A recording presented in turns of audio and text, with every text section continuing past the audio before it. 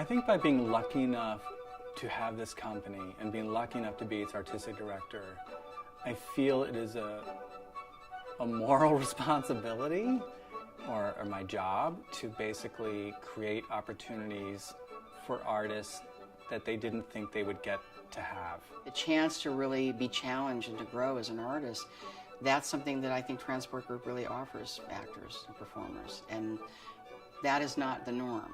You know, I feel like at this point in my career, I only really want to do things that challenge me in new ways, because I get better. I get better, I grow more as a performer every time I do that. And Picnic was a good example for that reason. Well, when I work with Transport Group, I get to play parts I don't usually get to play. I don't think I've ever played anyone who is from a rural place. Because I look like this. I look like a guy from a city, I guess, and everyone thinks I'm from New York City, and I'm not. I'm from Maine. And so getting to play someone from a small town was, believe it or not, a dream come true. My perspective from being inside Transport Group shows has been that its environment is what you're not expecting.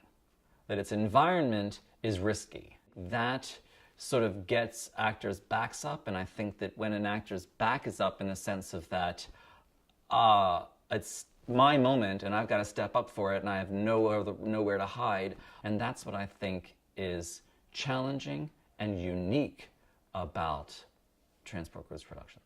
My experience at Transport Group is that when we talk about process at Transport Group, we really mean it. To arrive at great art, if you're lucky, is at least to go through a thorough, safe process. The word that's implied by the word process is risk. You need hours, days, weeks, months, sometimes years, where you keep taking those risks, and often the thing you fail at, the choice that fails, actually suggests the next choice that might fail too, but that suggests the next choice that becomes the key that unlocks the whole thing. And if you hadn't had the freedom to fail along the way, you never would have found the key. With great risk is the only chance you're going to have to move forward. And I feel like great theater is always pushing us forward. It could be pushing us forward in form. It could be pushing us forward in content, in theme, in issues. I like to think that where I land with the company and the work that I personally do is that we're pushing ourselves forward in how much we're opening our heart.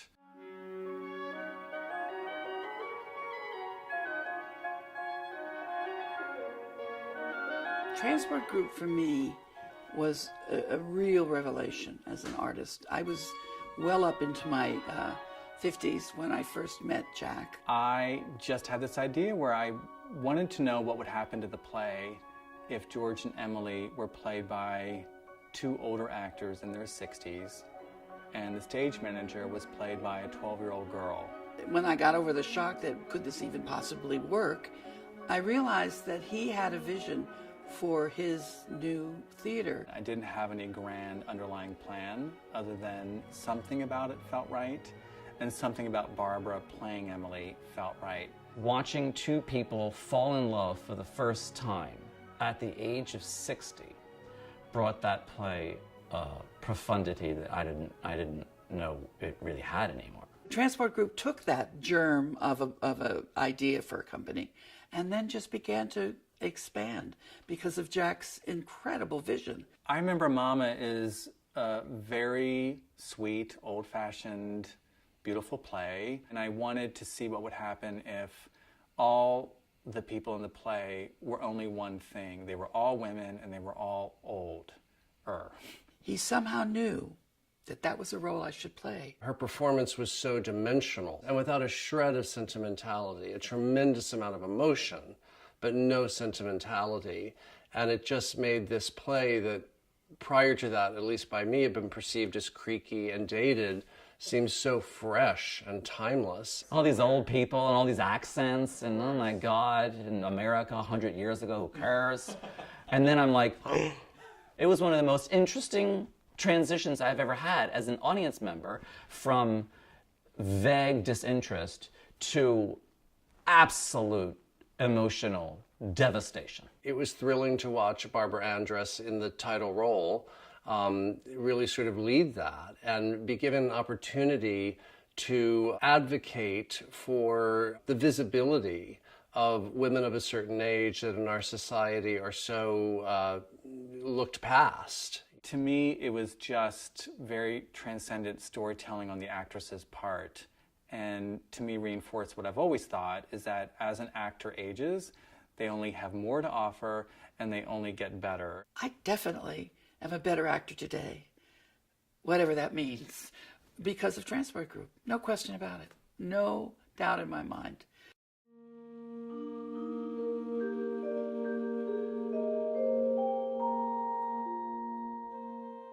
When I first conceived of doing the 2 William Inge plays in Rep, Come Back Little Sheba and Picnic, the most immediate thought was, who was going to play Lola in Sheba? When I was asked to do the 2 Inge plays, I was like, oh my God, I have to do 2 plays at the same time and in repertory. And I've never done that. And I was like, can I really do that? Casting Heather McRae as Lola was the beginning of building the entire Rep season that we did. Playing that part was,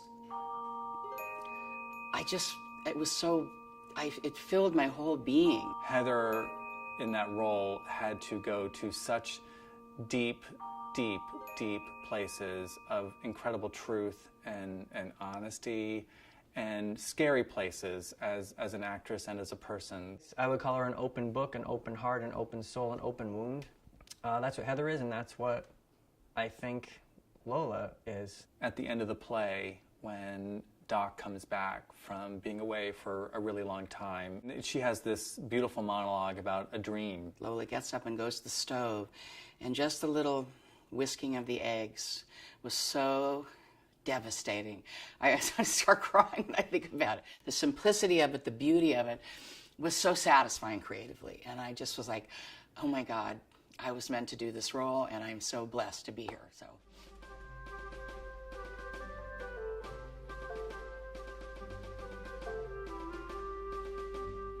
3 Days to See was a piece that I conceived and wrote based on all the words and writings of Helen Keller. We brought to light who Helen Keller was as a human being, as a thinker, as an activist, as a lover, all of these things that maybe people don't necessarily associate with Helen Keller. My goal was to basically excavate her from the miracle worker and from the jokes that people tell as children. It was one of those experiences that took me a little bit out of my comfort zone and kind of asked and challenged me in different ways, asked me to do new things or asked me to explore other parts of myself in ways that I hadn't before. I remember one sequence in particular where it's a scene where Helen Keller is writing about the fact that, you know, she did fall in love once, deeply in love, and wanted to run away with this young man. You have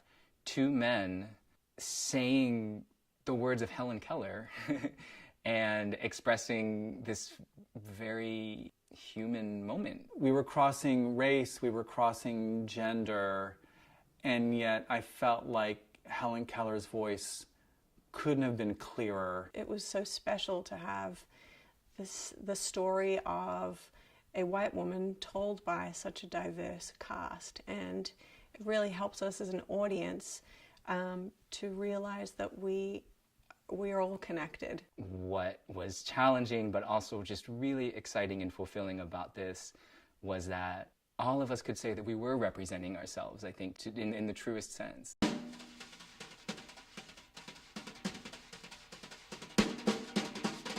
Strange Interlude is a Pulitzer Prize-winning play by Eugene O'Neill. It is 9 acts and runs over 5 hours. It's this very experimental, odd piece from the late 20s that is very rarely performed. It would be weird to do any 5 or 6 hour play as a solo artist and play however many roles he played. But of course, in a way, he played twice the number of roles because in addition to the text, each character speaks his or her own subtext, which is a whole other character in a sense. He always doubted whether he could do it. And I, oddly enough, never doubted for a second. It was just mind-bogglingly terrifying.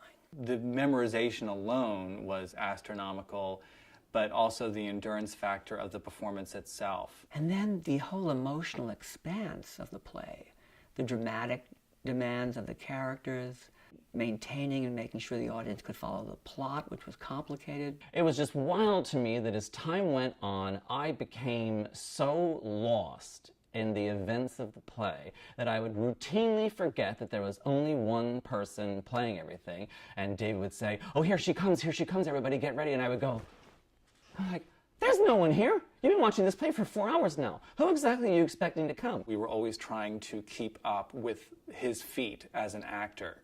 So you basically had one primary artist pushing and inspiring the other artists around him to meet him where he was. The only way to meet him is to do your absolute best. The trick of one person doing it all was ultimately beside the point until the curtain call. The first thought I had at curtain call, proud of my profession.